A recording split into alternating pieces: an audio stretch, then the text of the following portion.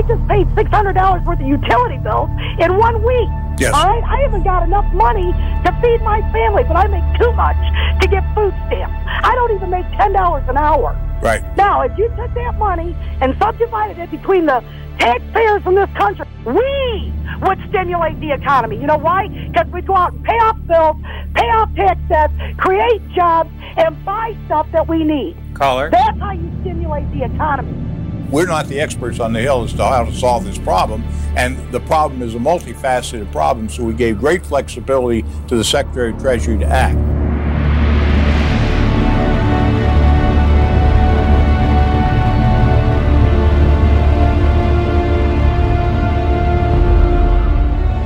We were having an electronic run on the banks. They decided to close the operation, close down the money accounts. If they had not done that, their estimation was that by 2 o'clock that afternoon, $5.5 trillion would have been drawn out of the money market system of the United States, would have collapsed the entire economy of the United States, and within 24 hours, the world economy would have collapsed. It would have been the end of our economic system and our political system as we know it. September 18th, 2008. You know, a lot of people call it the abyss. We were beyond the abyss. I mean, you have to understand that in the history of the financial world, we never had $786 billion be withdrawn from quote-unquote safe money market accounts. This was about the banks. This was about a withdrawal of maybe $2 trillion and like the world's biggest margin call. And that's why when they made the point, we've got to act and do things quickly, we did. And we had borrowed about $55 trillion. Do you know what $1 trillion is? $1 trillion is one of these, turned on its side, piled dollar upon dollar, until you get a pillar 67,000 miles high. That's nearly 2.5 times around the Earth. As bizarre as Paulson was in a lot of ways, he got it. He got it immediately. And when he called these guys together and said, you know, boys, we got a problem. You know, we're not any geniuses in economics or finance on the Hill. We're representatives of the people. If we don't act quickly, what we could have, financial Armageddon, 25 trillion, 50 trillion, 500 trillion, nobody knew. This market was going south, and as cash was literally flooding out of the system, the bells started hitting. Anybody who labels this as a subprime crisis doesn't really know what they're talking about. The truth is that it's far broader. It's a combination of things. The combination of hubris and greed. People were greedy in the 1950s, they were greedy in the 1970s, the 1990s. Why should greed suddenly in this decade have caused a problem? People are always greedy. It's sort of like blaming airplane crashes on gravity. We subsidized people's losses, and we also subsidized their greed. We had this toxic combination of big government in bed with Wall Street. Decades of easy money. We divorced risk from accountability. We just dumped $6.5 trillion, 7 pillars, 67,000 miles high of single-dollar bills into what pit? A pit of political recklessness, indecision, fecklessness, and favoritism. Since September 18th, the net worth of households in the United States has declined by $14 trillion. What if everything we based this on was an illusion? Maybe a delusion, if you want to call it that. The fact is that the $14 trillion never really existed. It was fake. It was built upon debt, massive amounts of debt. The housing wealth that had been created and the stock wealth didn't really exist. It was all a liquidity fake, a mirage of wealth. And I got some bad news for you. This wasn't an accident. This was the result of conscious decision-making and some very bad judgment. Somebody threw us in the middle of the Atlantic Ocean without a life raft. And we're trying to determine what's the closest shore and whether there's any chance in the world to swim that far. We don't know. And that's when Paulson hit the panic button. And that's what we saw on September 18th. How did that happen? There's a lot of blame to go around. One of the things that happened was the institutionalization of many of the ideas of the 1960s affecting the future of our country in a very concrete way. Ideas have consequences. And we are seeing the consequences of the ideas of the 1960s unfold in our society all around us.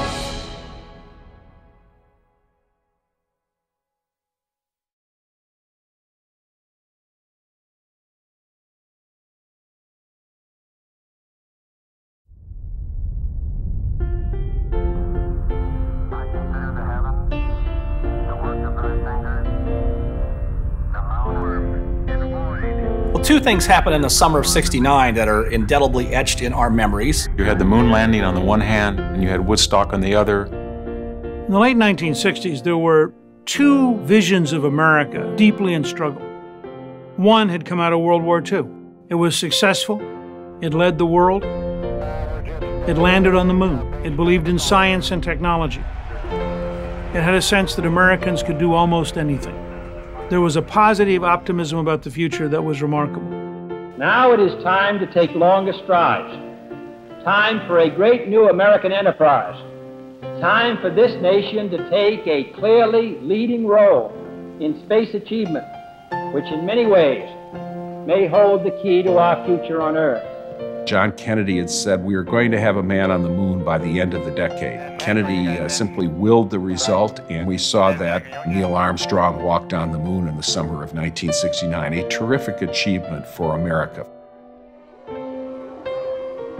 Within the space of a few weeks of the moon landing in 1969 was the iconic music festival at Woodstock, when something like 400,000 people gathered in the mud for several days of music. It was something greater than had ever happened before. It wasn't just an event, it was now the Woodstock generation. This self-indulgent, wealthy elite that's decided to become a bunch of modern-day bohemians and rewrite all the rules of our society. In the aftermath of Woodstock, once again the elite news media rushed in to give it cosmic significance. Time magazine said that Woodstock, quote, may well rank as one of the significant political and sociological events of the age. It is the proclamation of a new set of values. The pleasure principle has been elevated over the Puritan ethic of work. To do one's own thing is a greater duty than to be a useful citizen. Personal freedom in the midst of squalor is more liberating than social conformity with the trappings of wealth.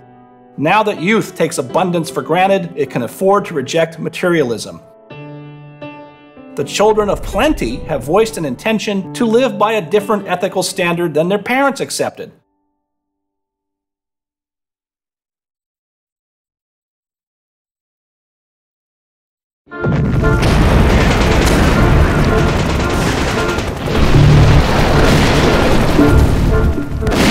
Standing in this same place, a third of a century ago, Franklin Delano Roosevelt addressed the nation ravaged by depression. Our crisis today is in reverse.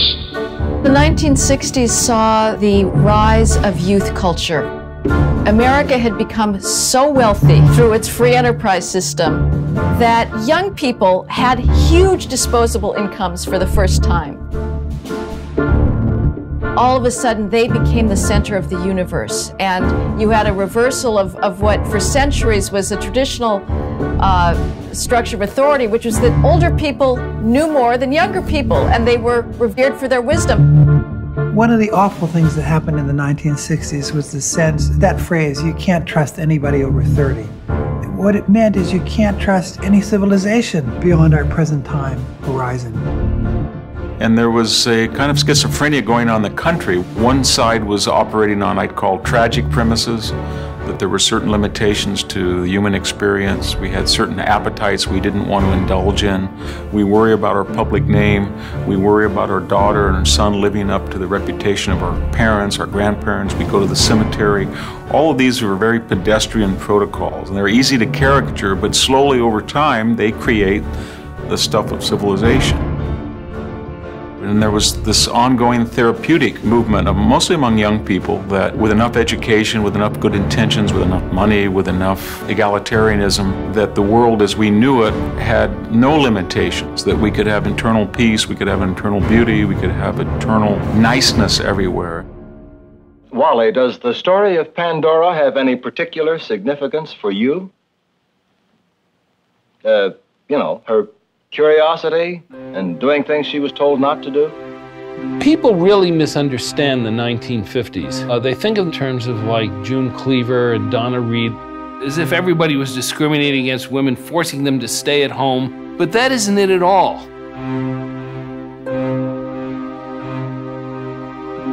They grew up during the Great Depression. They were surrounded by death, they were surrounded by starvation, they were surrounded by bankruptcies, homelessness.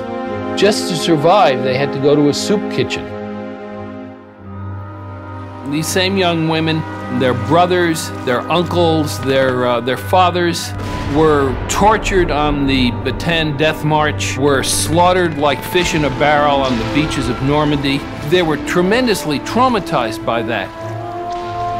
And the main objective is that their kids would never have to go through anything like that again. These are mothers who had suffered their whole lives. They considered a home with a white picket fence to be the dream of a lifetime. They lavished enormous amount of love on their kids. They gave them anything they wanted, gave them all the attention they wanted. So these kids pretty much grew up getting their own way.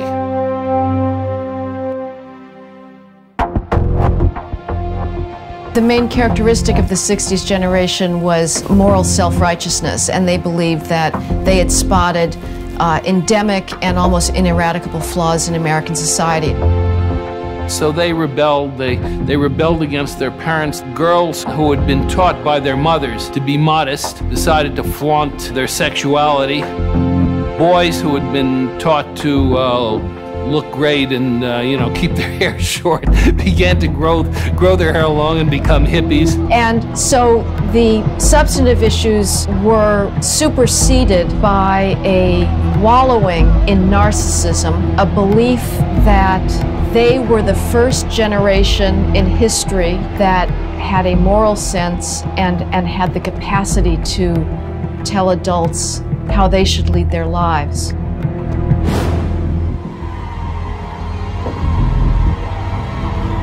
This was a time of incredible radicalism. Our institutions, the educational institutions, the cultural institutions, the moral and social institutions, churches, families, and so on, they really did undergo a kind of transformation, a revolution, if you will. It transformed us inside. The destructive aspects of the culture of narcissism was the idea that you couldn't expect individuals to live up to traditional moral standards. And immediately we lost our connection with the past. It was a betrayal by the elites I wonder if it has any precedent in history when a generation so turned off the light switch of the past. There was another more hardcore radical group that saw the narcissism of the hippies as a diversion. Saul Alinsky, for example, was a radical organizer who had real disdain for the hippies. They didn't have the commitment to raw power. Saul Alinsky's main motto was speak truth to power. And the presumption was that America is a fundamentally racist society, a sexist society, a society committed to inequality, a society that serves only the wealthy. When you look at the Alinsky group, you realize this is a group that it's ultimately about achieving power. All of his techniques and so forth were based on this presumption that he was dealing with an essentially evil society. Saul Alinsky said that the elites had Machiavelli's The Prince. Radicals and the people had Rules for Radicals. Rules for Radicals teaches the dark art of destroying your political adversaries. The reality is that an entire generation of activists took this up. People that were in positions of influence in government recognized the value of the Alinsky method and used it to advance their social agenda, which ended up being very destructive for this country. And this is really the Bible for activists because it provides a path to establishing and achieving power. In a book that really is amoral, it says that there are no moral constraints. If you're dealing with an evil society, then that licenses you to extreme practices. It allows you to assault individuals on a personal level, to vilify them. The only way you can change an evil society is to bankrupt that society. Two professors at Columbia University, Cloward and Piven, developed such a strategy called the crisis strategy. The essence of the Cloward-Piven strategy was to sabotage and destroy the capitalist system by creating bureaucratic demands, excessive regulations, and entitlements that would lead to economic ruin, economic collapse, and bankruptcy. Once you've reached that point of bankruptcy, that society is ripe for revolutionary change. The basic presumption that America is, at its heart, an evil society. And so therefore, we are warranted, we are licensed. We are doing a good thing when we attack it, when we disrupt it. Disruption is at the center of the Cloward-Piven strategy. Disruption comes from the outside, but also from the inside of the system. And the inside was far more effective and far more important. By the late 1990s, the left had taken over many of the institutions of power, meaning government, media, and academia. And it was from these places and positions of power that they were able to disrupt the system and implement a strategy that was designed to ultimately undermine the capitalist system.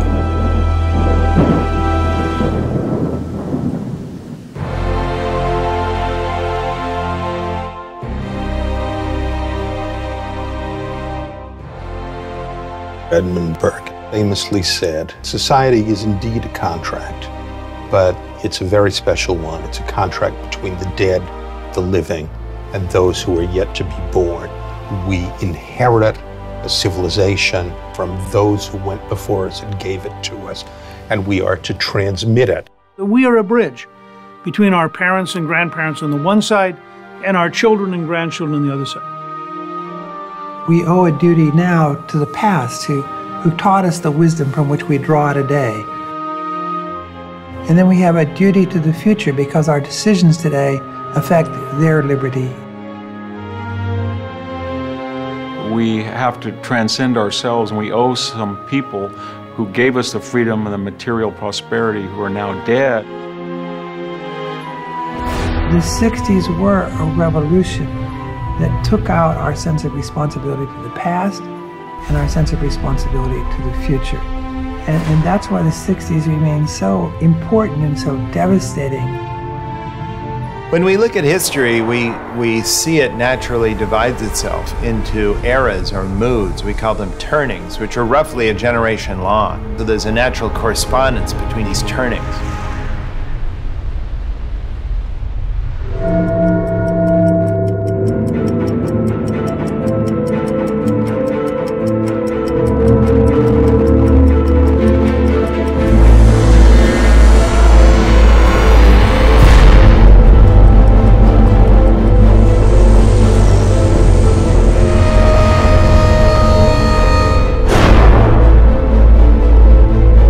Turnings are like the seasons. Every turning is necessary. We discovered a recurring pattern, and implicit in that pattern of generational recurrence, the idea of a rhythm, a pattern, a sequence of events that comes around again. Nature likes cycles. Cities are founded, cities collapse, states rise, states fall. Families can prosper, families can wither. All follow certain repeating cyclical patterns. We end up inventing new cycles. We have the financial market cycle, we have traffic cycles, we have all kinds of modern high-tech cycles which we simply create. There are 4 turnings, each one roughly 20 years or so long, so an entire 4 turnings or a saeculum lasts about 80 to 100 years.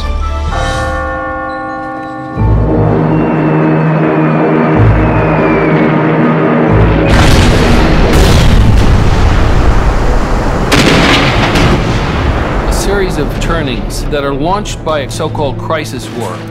It's a time when there's a lot of genocide, a lot of killing, a lot of starvation, usually a lot of disease. It's the worst times in history. And once one of those is over, everybody, both the victors and the losers, make a vow that was so horrible, it should never be allowed to happen again. And that's really the key to understanding what happens next. The first turning is the high, like the 50s. That comes after the crisis. It's a period of consolidation. It's a period of stable families and stable family structures. Lots of kids are born, lots of infrastructure is built, but emotional life becomes more or less dead and begins to die out. Baby boomers have no memory of World War II. Their childhood was the American high. Next comes the awakening. The perfect little children of the high, like the boom generation, become young adults. They came of age during that period of rapid social and cultural change when we changed everything about how we felt, how we thought, how we talked, how we dressed. We changed America's feelings about itself, our moral agenda. Suddenly, their emotions break out and all hell breaks loose. This became a generation of great passion, of youth anger. that mark a rise in every age in drug use, teen pregnancy, crime, risk-taking, suicide. Then comes the unraveling. In the awakening, the eternal truths, the verities that are built up in the high, the values, are questioned. That process accelerates during the unraveling, and restraints are broken down in personal life, in economic life, in political life. Unravelings in America have certain common characteristics. They tend to be eras of a lot of economic speculation and more stronger boom and bust cycles. For example, line that up with the 1920s, or go back to the 1850s in America, go back to the 1760s. Consider the 1990s a decade of cynicism and bad manners, and public authority seemed to be pretty weak. You notice repeatedly recurring again these eras that feel very similar.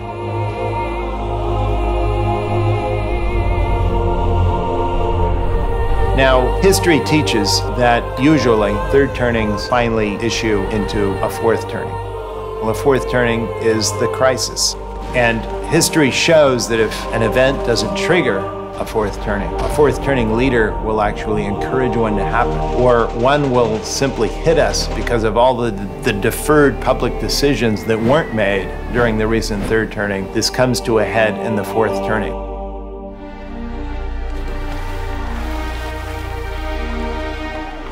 These fourth turnings become new founding moments of our nation's history. Obviously, one fourth turning was the period of the American Revolution.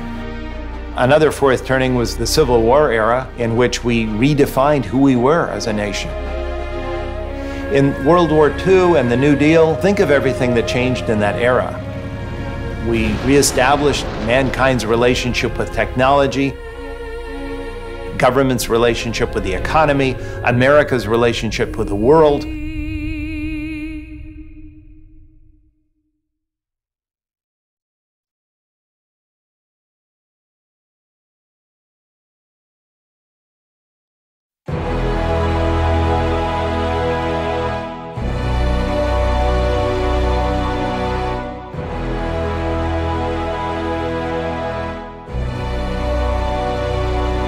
Chesterton said that when men stop believing in God, they don't believe in nothing. They believe anything.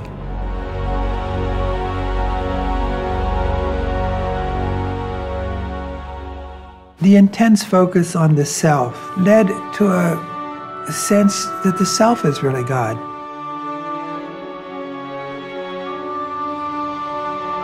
It was all about me. It was me. I'm the most important person in the universe, and I'm going to satisfy my desires. And you come out with this insipid ethic of self-fulfillment. We got to have all the things that will make us feel good about ourselves, and we can give up all those virtues. That, I think, has been a prescription for disaster. They had forgotten all those work ethic virtues, not just the work, but the virtues that go along with it. A third turning we call an unraveling. In an unraveling, institutions are weak and discredited. People became too self-centered, too convinced that whatever they wanted must be the best thing, not only for them, but for everyone else. Now, how does this get us to the meltdown that we're in right now? Go back to the 1980s and the 1990s, you had this real money culture that developed, this casino capitalism, and people slowly figured out how to game the system, where the house wins the money when it's a winner, but when it's a loser, it becomes someone else's problem. We had what was called conspicuous consumption. The thing about the money culture is you measure all things by money. Their salary was the most important thing about them. An awful lot of people started measuring themselves, measuring their worth by what they could buy, by what they had. A lot of people have been puzzled over the question of how can somebody who was a hippie in the 60s become a yuppie in the 70s and 80s and end up as a member of high society in the 90s and 2000s. That how can the guy that had no socks, sandals, dirty jeans, pledged himself to eternal revolution in a mere 15 years become a yuppie that has wraparound sunglasses that cost $300, metrosexual, a Jaguar, and then he ends up in his 60s as someone that goes to the club. How did that all happen?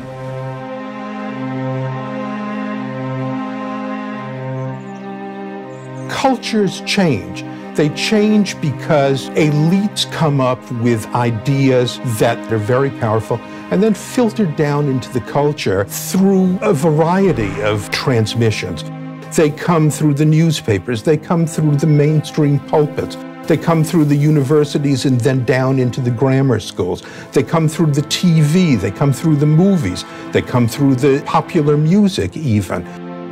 It's the most spoiled, self-centered process that we've seen in any 30 or 40-year period in American history.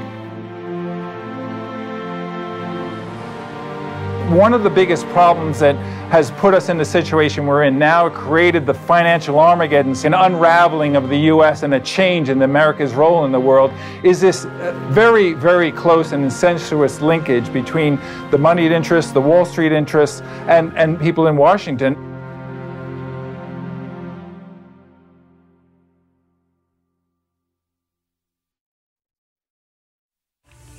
It is higher in spite of attacks on that credit made by those few individuals and organizations which seek to dictate to the administration and to the Congress how to run the national treasury and how to let the needy starve.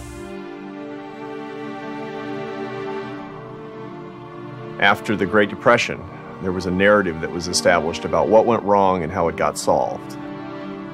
Well, it's all wrong, it turns out. In the 1930s, the government was all the time trying to help people, big plans, and the irony was the forgotten man was the little guy. They were hurting the entrepreneur. The entrepreneur was afraid. Even the Roosevelts knew it. FDR's spending didn't really help the American economy very much. The facts are all different.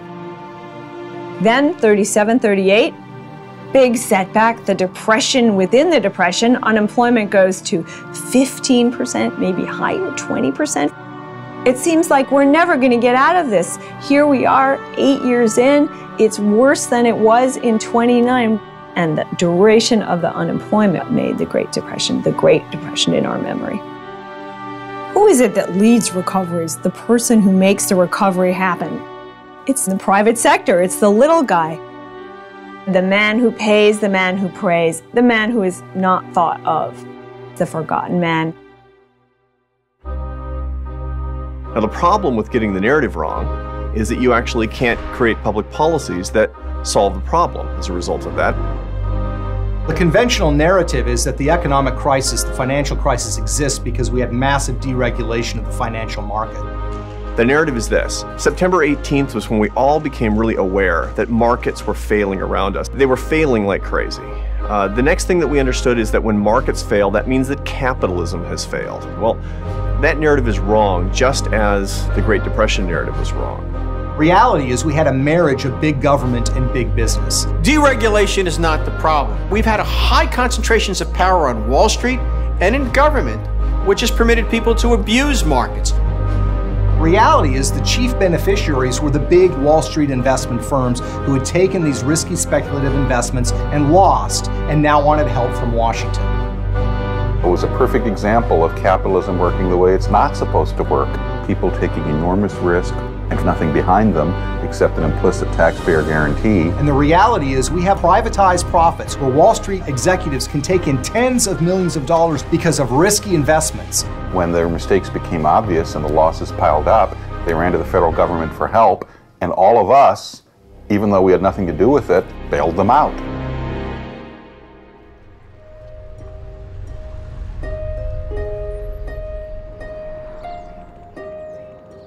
It's really important to understand how incestuous the political system got to be in both parties. Both parties demand the socialization, if you will, the nationalization of risk, and the privatization of profit. Starting really in the period after the Reagan presidency, there really became one political party in the United States, the incumbents.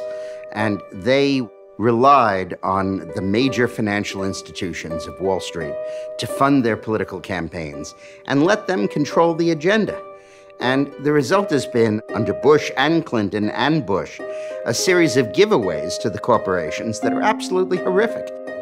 The Clinton administration formed this partnership, as it were, with Wall Street because Bill Clinton was told by Robert Rubin that the American financial system was so tied in with the global financial system that that is what mattered more than anything.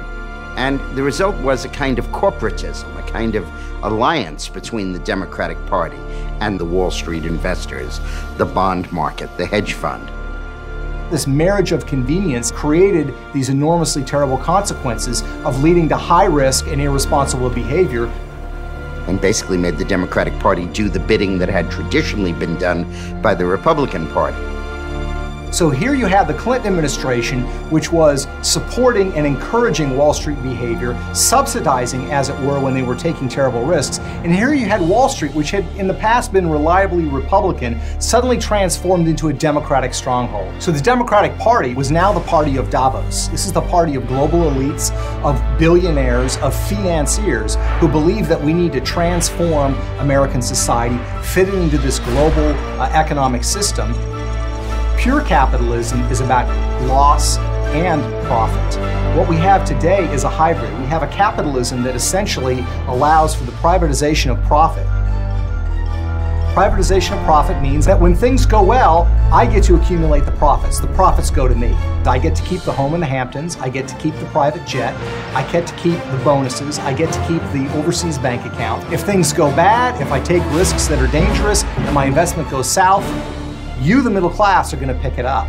This is the perfect arrangement for the party of Davos and for international financiers because they have nothing to lose. There's no downside, it's all upside. And the loser in all of this is the working man and woman, the middle class of this country. The middle class, I believe, to be the foundation of this country. Above all, civic spirit, devotion to common purpose, respect for institutions, respect for laws, that's what unravels the most.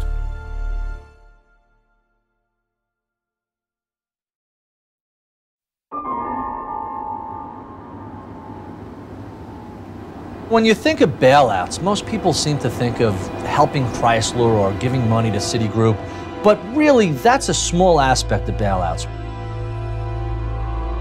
Alan Greenspan, basically a free market apostle, bailed out the banking system. There were 4 big bailouts. The first one was in Mexico in 1994. A couple years later came Russia, then came the Asian financial crisis, and finally Brazil and Argentina. In each and every case, major investment houses on Wall Street made wildly speculative investments. And in each and every instance, those investments went south.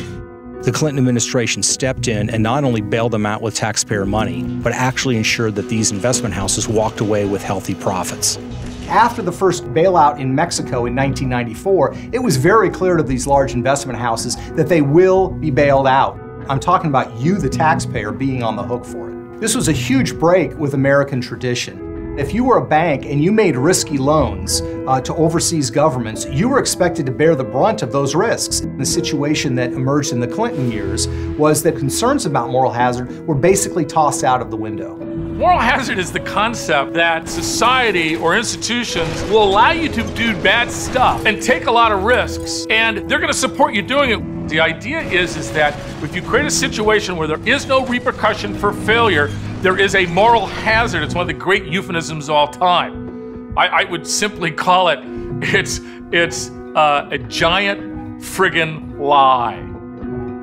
The best way to deter risky behavior is to allow people to bear the consequences of what they do. If you go to business school, by the way, it's like at Harvard, it takes like, a year and a half, maybe 2 years. Moral hazard, that class, if you fall asleep between 2 and 3 o'clock in the first or second week of you miss the whole thing. The other stuff is all about how do you make it stinking rich. There were other voices in Congress who said there's something wrong with bailing out the large investment houses when we're expecting the American people, heck, even people on welfare, to behave in a responsible fashion. And yet Wall Street, with all of its irresponsible behavior, was being given billions of dollars in taxpayer money. We've done a number of really stupid things that led to this giant pool of bailouts. This process where you get a crisis, you get a problem. Alan Greenspan organizes the Federal Reserve to come up with a solution. There's a lot of criticism of Alan Greenspan for his role, and some people have coined the phrase the Greenspan put. Let me connect the dots for you. You know, the goal of the put was to protect the traders and speculators on Wall Street. Every time there was a dip in the market, he would lower rates and they would be rescued and the market would go back up, causing this giant spiral of inflation. So when you're filling up your gas tank and it costs you over $4 a gallon, you're essentially subsidizing the speculators on Wall Street because they know Easy Al's got their back. The whole idea behind the put was to help Wall Street, and the people who paid for that was Main Street. As we loaded on more and more debt and institutions got bigger and bigger and bigger, we got to this idea that there were some things in some entities were too big to fail.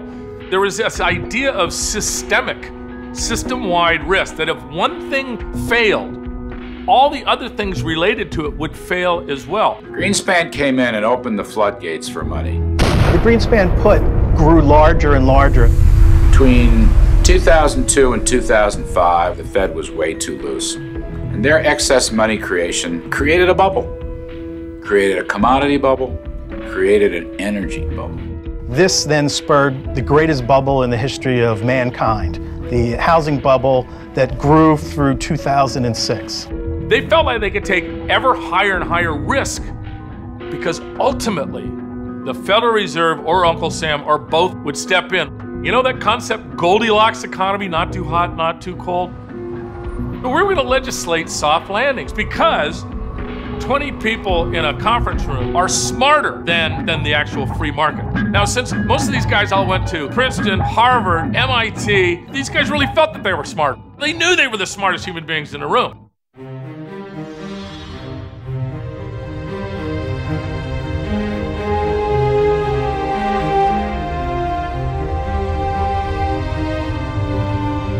Then a strange thing happened in 1995. If you look at the graph of the Dow Jones Industrial Average, there's actually a sharp corner where the graph goes up, but that was the beginning of the dot-com bubble.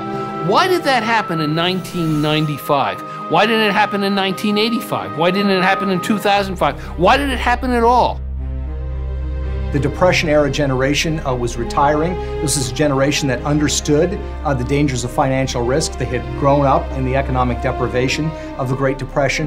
The baby boomers that took over only knew the upside. They only knew about prosperity. So they took over Wall Street. They had the ambition. They had the hunger for profit. And they also realized something else. They realized that up to this point, the investment houses had been partnerships.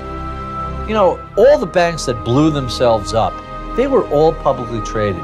As Bear Stearns and Lehman Brothers and Merrill Lynch and Morgan Stanley and Goldman Sachs, they used to be partnerships, and now they became publicly traded. When you were a partner at a Wall Street firm, you were a partner. Now that meant joint and several liability. You have complete and total liability for anything that happens. If one of your partners really screws up badly and loses billions of dollars, when you're sued, they go after the partner's assets, and that includes not just their stocks and their bonds and their bank accounts, but their houses and their cars and their boats and their Rolexes. There is no shield.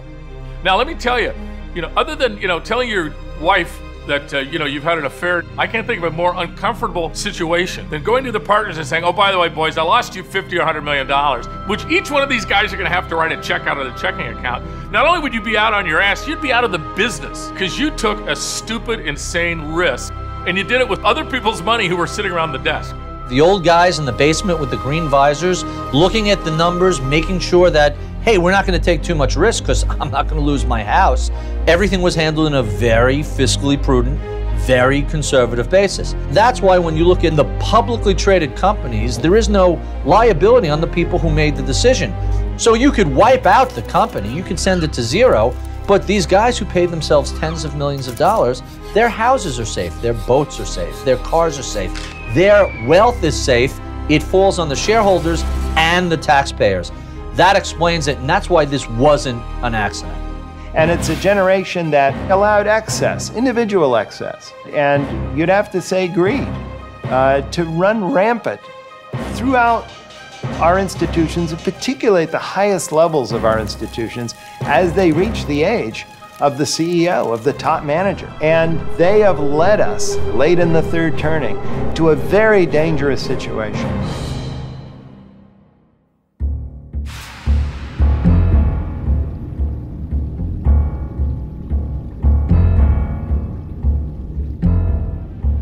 You didn't hear on most media was this whole idea of the Bear Stearns exemption. In 2004, all the big investment bank CEOs, led by a guy named Hank Paulson, who at the time was CEO of Goldman Sachs, goes to the SEC and says, you know, this 12-to-1 rule, it's a little onerous. Every now and then we go over a little bit. We want a little leeway. We want a little room to expand that. And the SEC essentially granted what they called the Bear Stearns exemption. It was for Bear Stearns and anyone bigger than that. And that ends up being Bear Stearns, Merrill Lynch, Morgan Stanley, Lehman Brothers, and Goldman Sachs. Those 5 banks are granted this exemption, and it allows them essentially unlimited leverage, even though they said they weren't going to take advantage of that. We just need a smidge more leverage. Because we were 10 to 1, we're thinking more like 40 to 1, 40, 50 to 1. But listen, everything will be fine because guess what? We have a risk management system. But what a surprise. They promptly leverage up 25, 30, even as much as 40 to 1 after they're given this exemption. Here's reality. At 40 to 50 to 1 leverage, you're not an investment bank anymore. You are a hedge fund. And not just any hedge fund. You are a rock and roll, take no prisoners, make huge amount of money, huge amount of bonuses, hedge fund. When you're leveraged up 40 to 1, and there's a little trouble, there's no room for error. You lose 5% up 40 to 1 and you're completely wiped out. There's just no room for error. All 5 banks are granted that exemption. And here's the fascinating thing. And then the casino really begins to swing because they go 25, 35, even 40 to 1. Bad things happen. It's not a coincidence that a few short years later, all 5 banks are no longer there. They don't exist, or at least don't exist as they did back then. You had enormous bonuses paid to the senior executives at these banks. And then when the things got really ugly, when the market collapsed, when the credit crisis hit us, when these banks ran into an enormous amount of trouble, they went running to Uncle Sam. Their holdings that are all, laden with toxic assets and bad investments and a lot of subprime stuff, and yet they walked away with these giant bonuses. It's a perverse form of socialism for the wealthy, but capitalism for everybody else. As I look at the great span of American economic and political history, I don't think there's been any other period where the financial and political elite together have so let down the ordinary working man and woman. There is a group of elites trying to simply say there won't be a consequence to bad decisions, bad choices, whether political or economic. 30 million Americans are without work, and millions of people have lost their homes, while our elites have been saved, the consequences mitigated, and their security assured, while millions of people have lost theirs. No one is bothering to keep investing in institutions and is doing what's necessary to sustain the precedents and sustain the restraint and harvest the feed corn and resave it and reinvest it in a way which will keep these institutions going for the next generation. That happens through a catastrophe, and we're now in that catastrophe.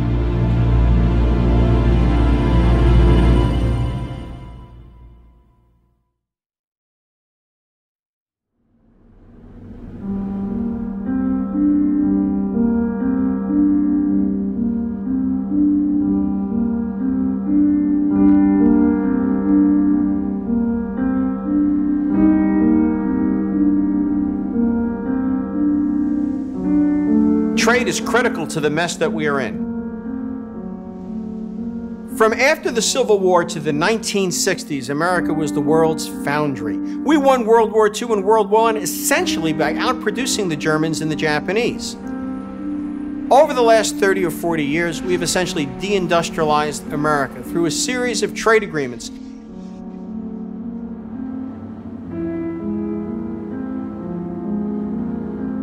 We've lost just about 6 million manufacturing jobs since 2000. We've lost 6.5 million jobs since December of 2007 and the onset of the recession. In the past, we would lose some jobs during recessions. We could get some of them back during booms. We've never had the kind of deindustrialization we've had over the last 10 years in American history.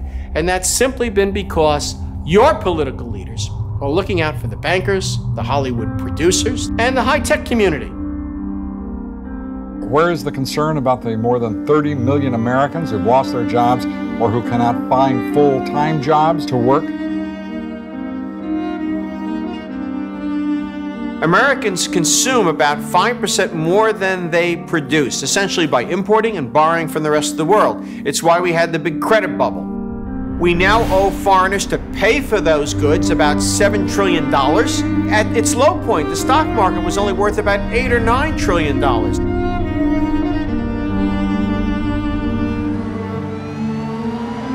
The people who have traditionally represented the American workers, our congressmen, our senators, well, they're more interested in representing vested interest, Wall Street, the U.S. Chamber of Commerce, the Business Roundtable, more than $3 billion a year being spent on lobbying, 435 congressmen, 100 senators, and 1 president. Unless we make things in America, we'll import more than we export to an enormous degree, have to borrow from the rest of the world, and eventually go bankrupt. Over and over again, we have signed bad deals. First with Japan, and now with China, where they export so much more to us than they import. If one wanted to be a free trader, you could not be, because the Chinese have barriers to trade. It's true throughout the entire world. Free trade doesn't truly exist, despite the efforts of the political class in both parties to try to create that illusion. China maintains an undervalued currency to keep its products artificially cheap in the United States. From 2004 to 2008, the trade deficit averaged over $700 billion a year. We now owe the rest of the world $7 trillion. That's an enormous debt. The next time around, we'll owe foreigners enough money that they could simply buy up all the stock of all the publicly traded companies in America. They could buy out America. There are less than 100 million manufacturing and mining jobs in the industrialized West. China has that many underemployed people on its farms. It could simply move those folks to the cities, pay them 20 cents an hour, and replace all of our jobs. How can we possibly prosper in an environment where in turn they do not buy something from us?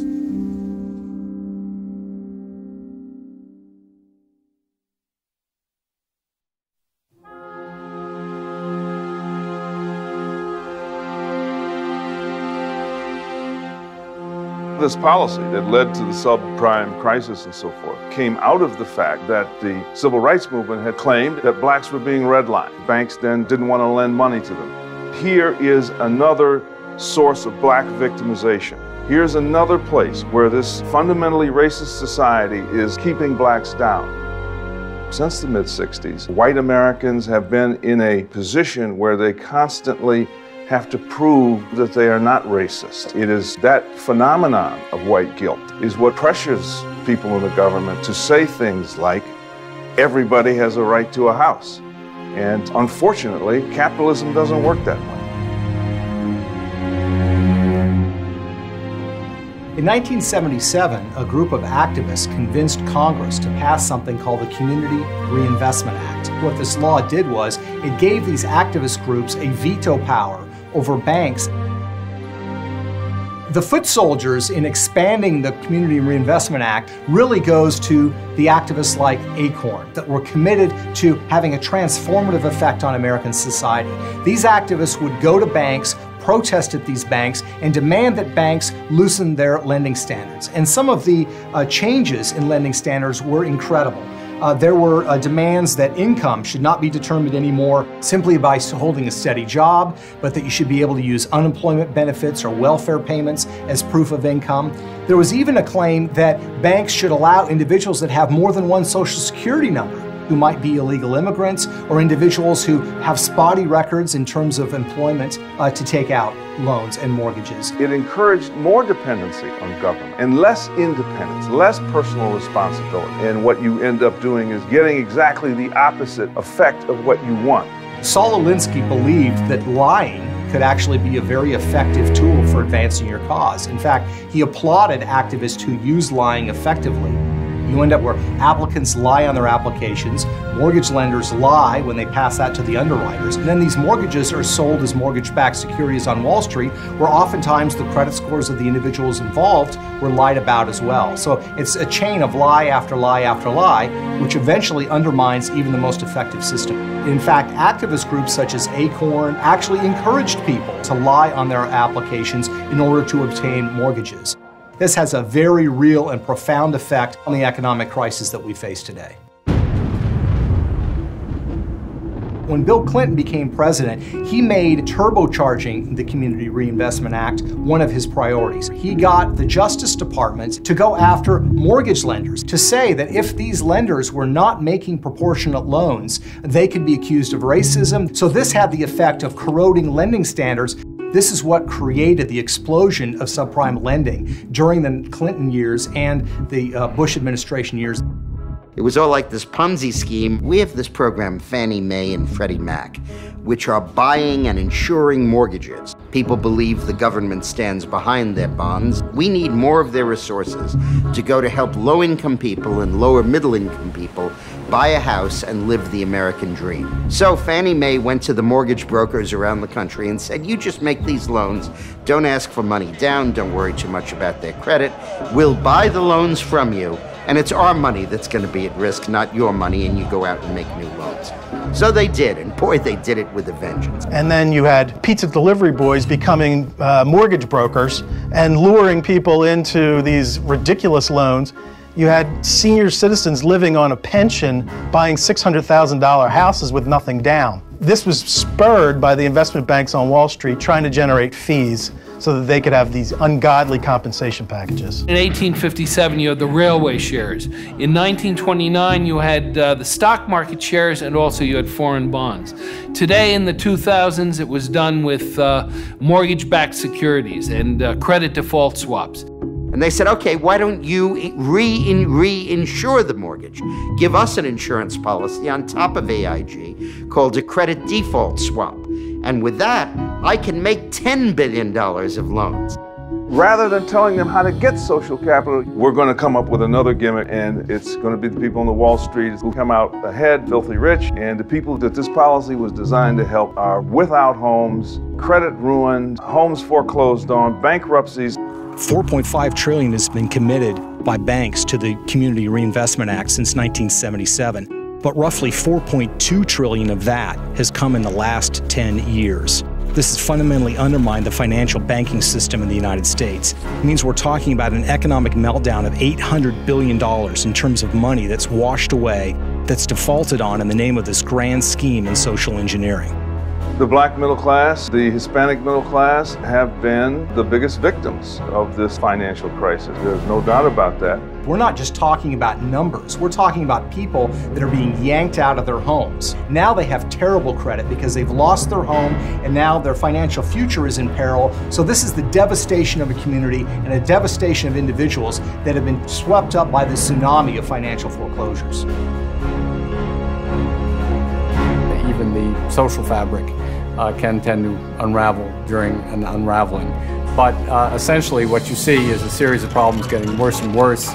You see solutions being increasingly delayed, and it's only when they become really catastrophic that anybody is ready to do something about them. Fourth turnings always come as a surprise. Fourth turning itself happens with what we call a trigger. This is the trigger that lets loose a chain of events which pushes society in a new mood in a fundamentally different direction.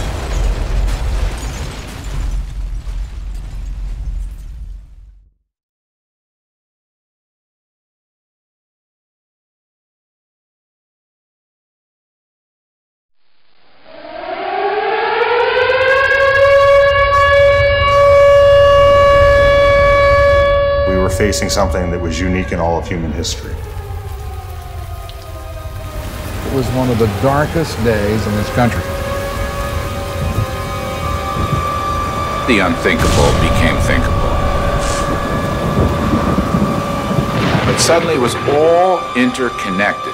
Just one calamitous decision after another. The entire global financial system would melt down. It was right there in the crosshairs. How could so many authorities not have been able to predict this? Those were very grim, dark days. When the economic leadership on the 18th of September moved to Capitol Hill to tell the legislators that they desperately needed money, and lots of money, great liquidity to forestall the onset of a depression. Ben Bernanke and Henry Paulson went up to Capitol Hill and told the leaders that we were seeing a financial meltdown, that Congress had to pass a $700 billion three-page bill giving the Treasury Secretary authority to disperse monies to financial institutions. Otherwise, credit would coagulate, that basically loans and currency would stop circulating.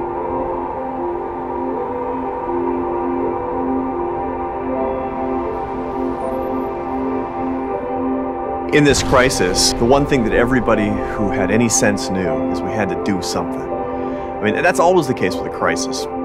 If it's a crisis, throw money at it as fast as you can and hope it goes away. This, in many ways, was a philosophical basis of the Wall Street bailout. The politicians, the bureaucrats, the experts in Washington were panicking. Those who should have been leading instead were sucking on their thumbs in dark corners. People were sticking their dollars inside of mattresses. That's when you know you've got a crisis. In fact, there was a cancer in the system all along, and it was because of poor government policy. They made bets on bets. They made bets on the bets of the bets that they'd previously made, and they did it with a kind of blithe disregard of consequences. It was because of social engineering that was shot through the entire economic system. Well, this thing came due, and they act as if they're victims and they need some sort of a bailout. They were deadbeats, just like the people who walked away from their mortgages. We've lived through a period of bad decision-making by leaders of American finance and business on a scale never before seen in any business culture ever.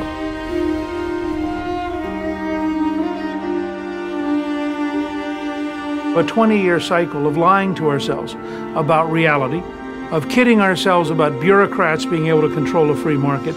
Squander wealth at a rate unimaginable at any period in our history. And I'm talking about in any century and any decade. It is a decade of absolute shame. We should never underestimate the power of human self-delusion. Let's be clear about this. The political class, right and left, Republican and Democrat, saw this crisis coming. There were warnings from the Bush administration, warnings from the regulators as early as 2003. And the old bulls, the Republican Party and the Democratic Party, doesn't matter who was in control, they were unanimous on one thing: nothing can change. And nothing did change. The time had come to begin to figure out how to reorganize and how to go through a very difficult and very painful process of getting rid of bad debt, getting rid of companies that were bankrupt, getting rid of management that had failed. And in the end, the Goldman Sachs Secretary of the Treasury and the Princeton intellectual head of the Federal Reserve couldn't bring themselves to that level of change. They decided to find who to pin the blame on, rather than accept it themselves, the people who caused it, the political class.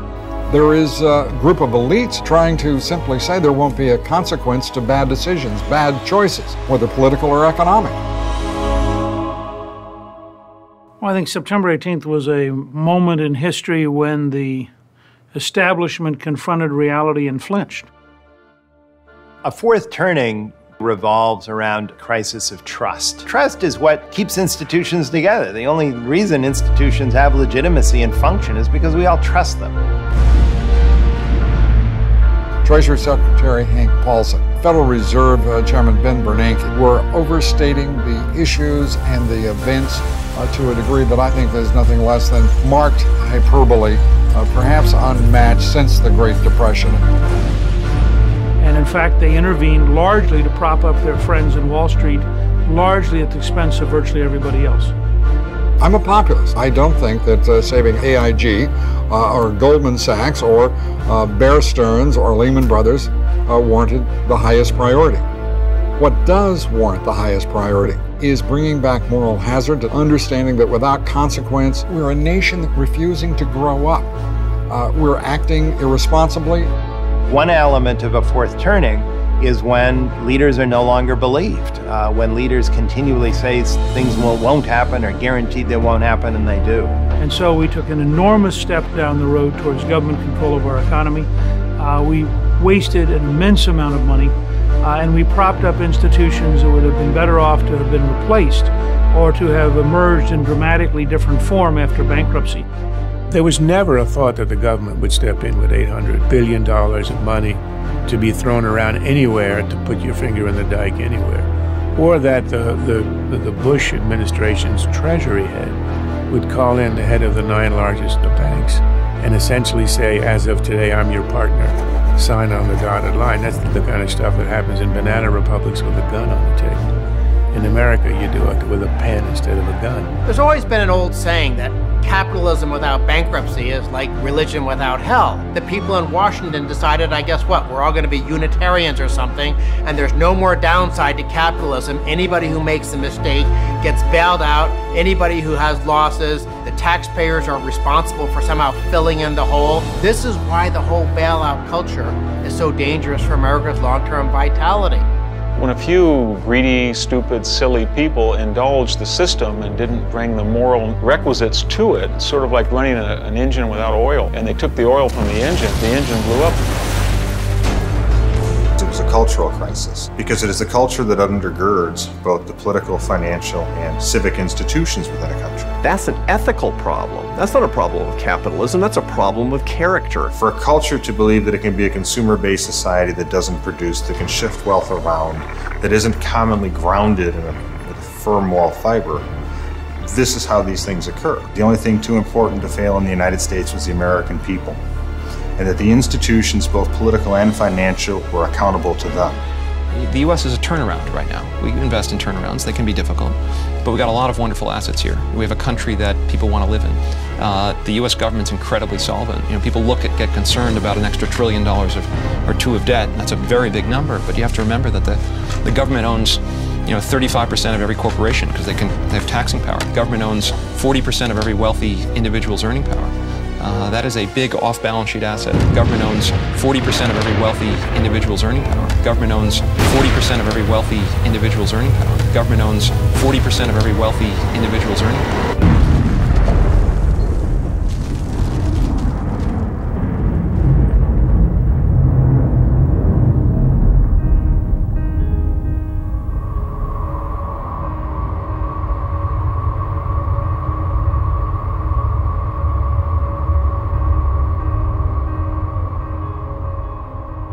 The question often arises as to whether the federal government is bankrupt.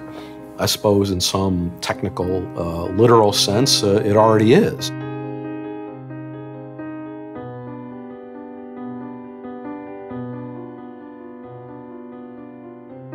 The country's been around for over 200 years, and in that period of time, we accumulated $5 trillion worth of debt.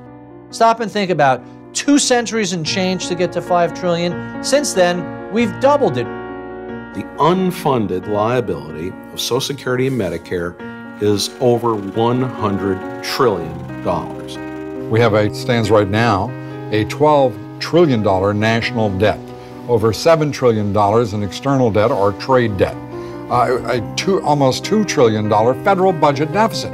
In 2009, the federal government is borrowing over $1.8 trillion. That comes to more than $150 billion a month. Next year, it'll be $1.4 trillion, and we're going to continue borrowing over $100 billion a month, over $1 trillion a year. It doesn't take a PhD in economics to think that you can run $1 trillion, $2 trillion, $5 trillion, $10 trillion of debt. These numbers are simply incomprehensible. They're so large. People have a hard time conceptualizing what $1 trillion is. You live to be 72 years old. You will have lived about 2 billion seconds. In order to get to $1 trillion, you would have to live to be over 31,500 years to be 1 trillion seconds old. The fiscal crunch can be dated fairly precisely. It's the year 2011. That is the year the first baby boomer turns 65 and qualifies for Medicare benefits. The iceberg under the surface, I'm talking about the liabilities in the form of promises that we have made to people, particularly younger people today, that we will be able to pay them their Social Security, their pensions, and their health care for the rest of their lives, strongly subsidized by government, when we haven't the slightest ability to sustain and underwrite that funding without massive borrowing far beyond, orders of magnitude beyond what we can afford. It means we would need to have somewhere in a bank $100 trillion right this minute earning interest. Now the problem with that is the total national wealth of the United States, of the money that every single American has saved, added up, the value of every corporation, the value of every security, every stock, every bond. If you add all of that together, it only comes to just over $50 trillion. So we have promised twice the wealth of the entire United States to the elderly that will have to be paid one way or another. It'll have to be paid either by raising taxes or by truly massive spending cuts. How do you cure a hangover? Well, you have another beer, right? So now what's intriguing here is that we had the greatest debt explosion bubble in the history of humanity. And what is the cure? To borrow the most money the United States has ever borrowed in the history of humanity. Now, if that sounds a little illogical to you, for the guys in rehab, it makes a lot of sense. The way you cure a hangover is pop another beer and, have a shot of whiskey. But those guys usually don't get out of rehab. That's the problem. In the summer of 2009, we had these tea parties, right? These were hundreds of thousands of people so angry, so upset about the healthcare plan, but really it wasn't just that. It was about spending out of control. And this idea that we're going to go borrow $9 trillion and run deficits of $1 trillion for the next 8 to 10 years is slowly being punctured, this idea. Well, fast forward, my friends, when we add another $9 trillion onto the $12 trillion we've already borrowed, we're going to have revolution. And frankly, that's what it's going to take because of all the irresponsibility. Let's talk about this bizarre concept that's called the new era of responsibility, renewing America's promise. This is a budget that has $9 trillion of deficit spending. We got to go out and borrow that money. The interest we already pay today, $400 billion of interest, and that's at the historically low interest rates.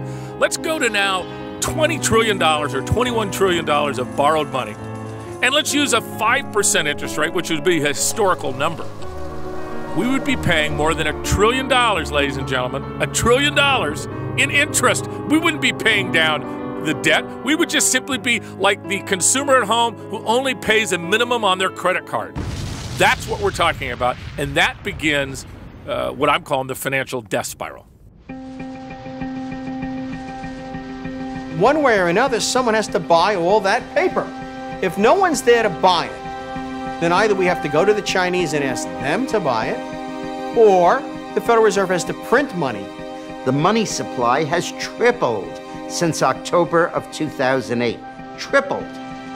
They have printed more money than has ever been printed in the entire 225-year history of the United States put together. It's gone from $800 billion to over $2.5 trillion. You ain't seen nothing yet.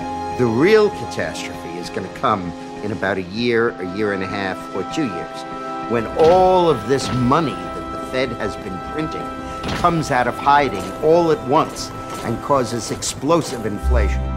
Hyperinflation, it's what destroyed the Weimar Republic and the rest of Europe in the 1920s and 1930s and brought us to the dark valley of the rise of fascism. 120 billion marks for a piece of herring. 300 billion marks for a half pound of apples. 1 billion marks for a loaf of bread. Workers' wages can't keep up with the daily rise in prices. 49,000 marks to the dollar. Then 100,000. 200 million marks to the dollar. 4 trillion. The mint works round the clock to print and overprint paper money.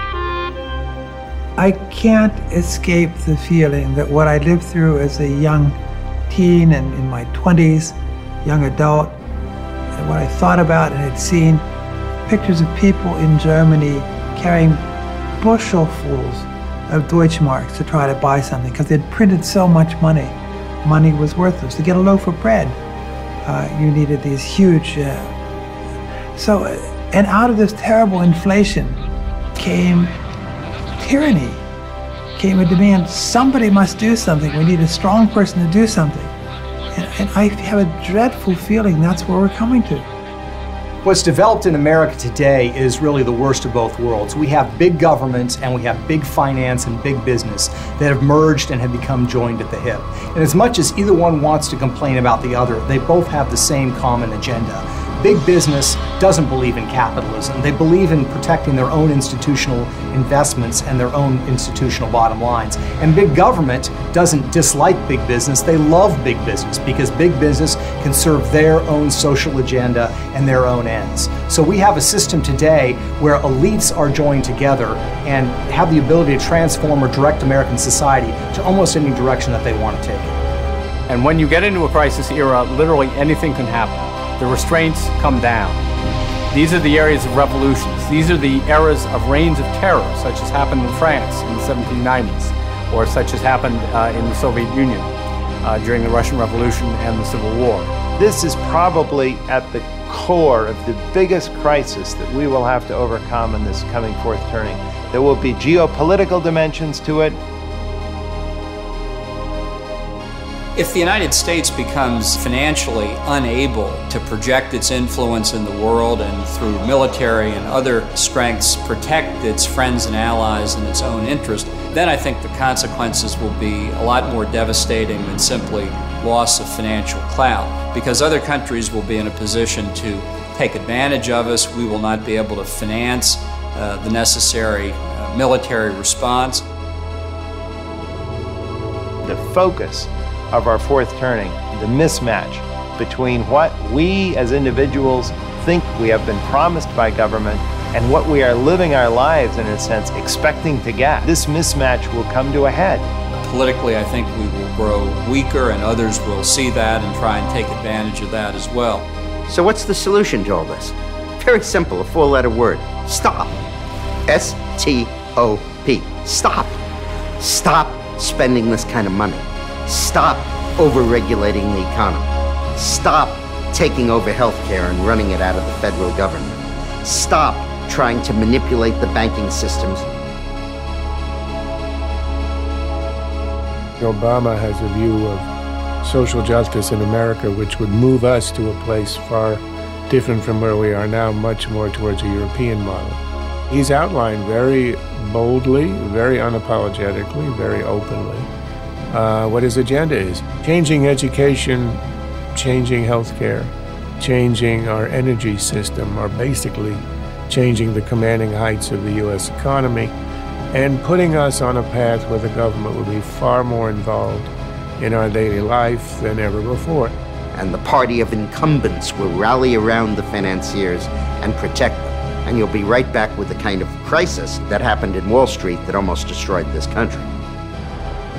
No one should underestimate where we are today. We have no evidence yet that we have found our way out of a period of great economic difficulty. The most you can say is that the period of decline has slowed. There's no sign at all of the kind of rebound that would enable you to say we've recovered. We may get some economic growth. It's frankly almost impossible to spend as much money as the Obama administration is spending and not get something happening. The American people are outraged even if the elites aren't. And the elites can't be outraged because they're in the fix.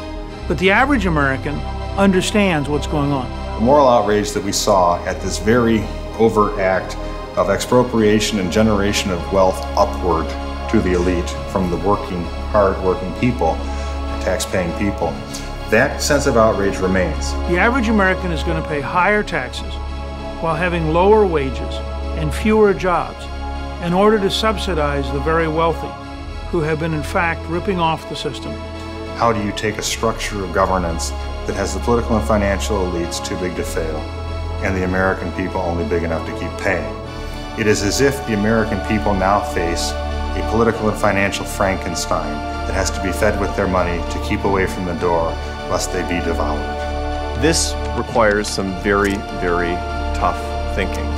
It means if we are going to embrace the path of free enterprise that has made this country great, we're going to have to do some hard things and make some hard decisions. And we're going to have to tell some people, no, they're not going to get bailouts. You either have the courage to make the hard decisions now, or you're forced later on to live with the hard consequences. It's part of what we call maturity, being an adult, having real judgment. I feel absolutely convinced that we are going to get this economy back on track.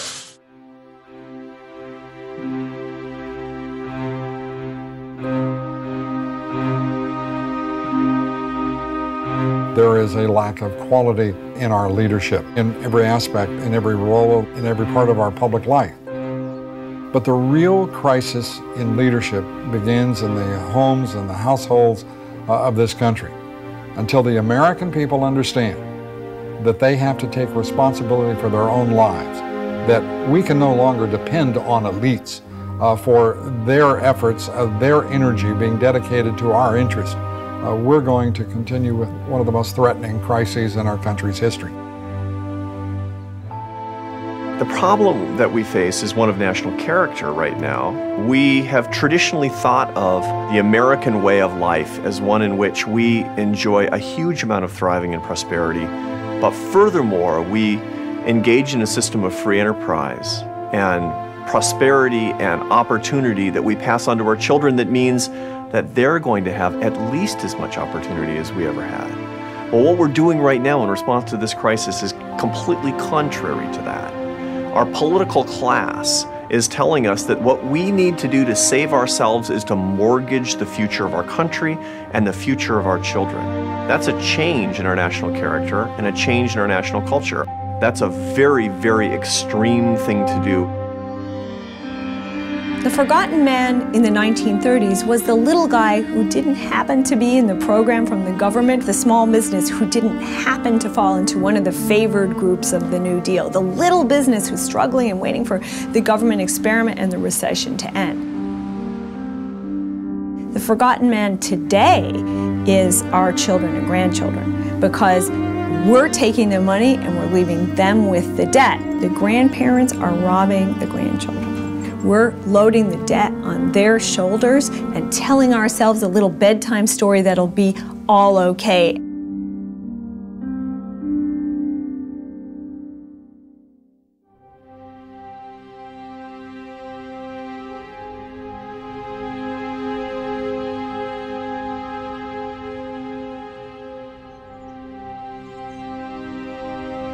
The essence of Greek tragedy is that it's not like a traffic accident where somebody dies. In the Greek sense, tragedy is where something happens because it has to happen because of the nature of the participants, because the people involved make it happen, and they have no choice but to make it happen because that's their nature.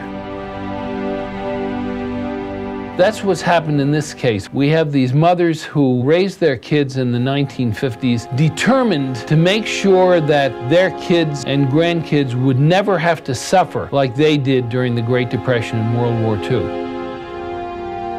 But in overprotecting their kids, they launched something in the 1950s which is a tidal wave that's now reaching our shores today in the 2000s. And they're bringing about exactly the tragedy that they had tried to avoid.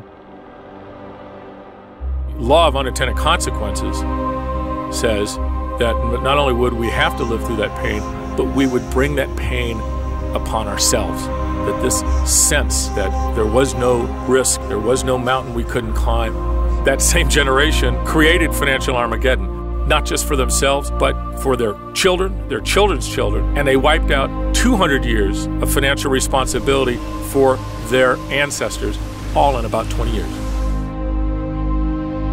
A lot of what we have just seen is a kind of a real-world dramatization of those ideas that became popular in the 1960s and 70s and that had a dry run then. That, I think, has been a prescription for disaster in some very concrete ways. Take, for example, the financial crisis. What we have just seen with the irresponsible lending by banks and the irresponsible leveraging by many hedge funds is an abdication of responsibility. It was irresponsible of the banks to lend to people who had no assets, no income, no job, no credit history.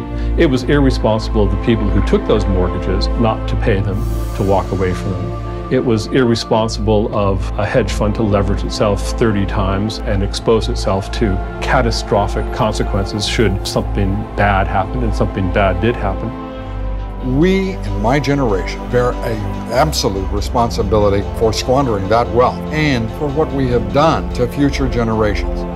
My generation owes it to the moment in history in which we live and to those succeeding generations to try to right what we have absolutely failed in over the course of the past 40 years. It's a great burden. Unfortunately, we're not the ones who will carry that burden, but future generations of Americans certainly will. Thomas Paine, back in the American Revolution, said these are the times that try men's souls. And certainly Abraham Lincoln and FDR during the Civil War and the Great Depression, they had similar expressions about how we need to soldier on. We needed to continue to do the right thing. We needed to reach down within ourselves for resourcefulness, for fortitude. And these are times that will be remembered by future generations. No one should underestimate where we are today. We're either going to be a secular, socialist, European-style, government-dominated country with slow economic growth and dramatically more power in our politicians, or we're going to fundamentally shift to basic American values: the work ethic, entrepreneurship, decentralization, local government, volunteerism, all the things that have for 400 years made us so dramatically different than Europe and so much more productive than anybody else on the planet. It becomes a time of testing, of adversity, and it becomes a time too when the best qualities of every generation comes to the surface and becomes very important in steering history in a good direction. Each season has a vital function. America, usually during fourth turnings, they solve huge problems, but more importantly, fourth turnings are necessary for the evolution of civilization. There has to be a period when we get rid of what's old, particularly what's old institutionally. We make the ground fresh again for the young.